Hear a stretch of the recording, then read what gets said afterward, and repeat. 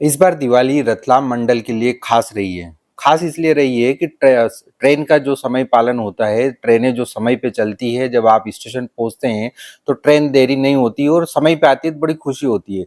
तो रतलाम डिवीज़न जो है पूरे देश में नंबर 1 पे मुकाम हासिल किया है और हमारे साथ हैं रतलाम रेल मंडल के डीआरएम श्री रजनीश कुमार जी। हम बात करते हैं क्या कैसे नंबर 1 पे आए और उसके लिए कितना चैलेंज करना। सर, सबसे पहले बधाई है दिवाली के साथ ही आपके डिवीज़न को नंबर 1 आने की। अ, कितने एफर्ट करने पड़े नंबर 1 पे टाइमली ट्रेन चलाने के लिए? देखिए, नंबर एक समय पालनता की बात बाद में करेंगे। पहले हमारी ओर से, रतलाम मंडल की ओर से, पश्चिम रेलवे की ओर से हमारे सभी सम्मानित यात्रियों को, सभी ग्राहकों को दिवाली की और पूरे फेस्टिव सीजन की बहुत बहुत शुभकामनाएं। और आपको भी बधाई है कि रतलाम मंडल चूँकि अक्टूबर माह में समय पालनता में प्रथम स्थान पर आया है और 98.2% पंक्चुअलिटी के साथ में। इसका श्रेय हमारी टीम को तो जाता ही है। हमारे जो 13,000 से ज़्यादा कर्मचारी अधिकारी लगातार फील्ड में और ऑफिसेस में काम करते हैं, उसके साथ साथ हमारे ग्राहकों को भी जाता है, यात्रियों को भी जाता है अप्रत्यक्ष रूप से। समय पालनता एक ऐसा सब्जेक्ट है कि जिसमें हमारे यात्री गाड़ियों का, मेल एक्सप्रेस गाड़ियों का, जो हर यात्री चाहता है कि उसकी ट्रेन जो निर्धारित समय है उस पर आए और उसी पर डिपार्चर हो उसका। इस महत्वपूर्ण विषय पर हमारे सारे अधिकारी, स्पेशली जो ट्रेन रनिंग से कनेक्टेड हैं, लगातार हर ट्रेन की पंक्चुअलिटी को मॉनिटर करते हैं और कोई भी बाधा आने पर कोशिश करते हैं कि उस बाधा का असर कम से कम हो, जल्दी से जल्दी उस चीज़ को ठीक किया जाए।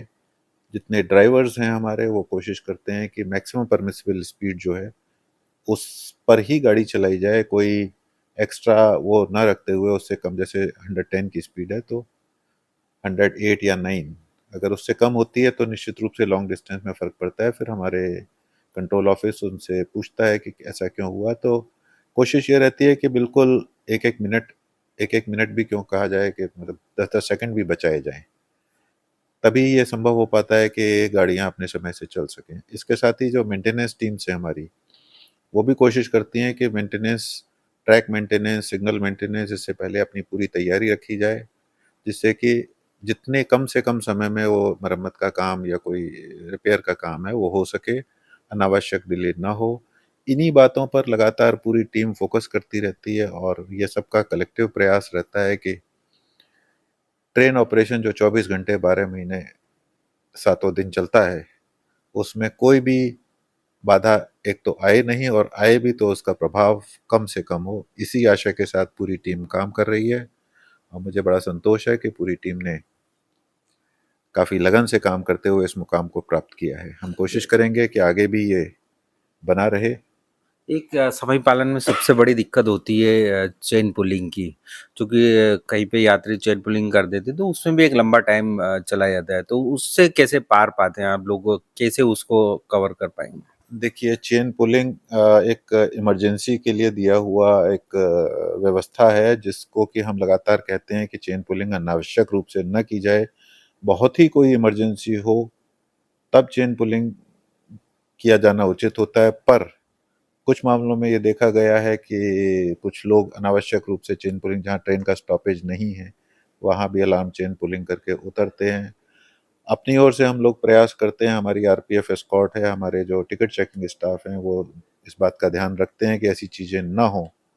पर फिर भी सीमित संख्या में होने के कारण हर एक को वो रोक नहीं सकते हैं।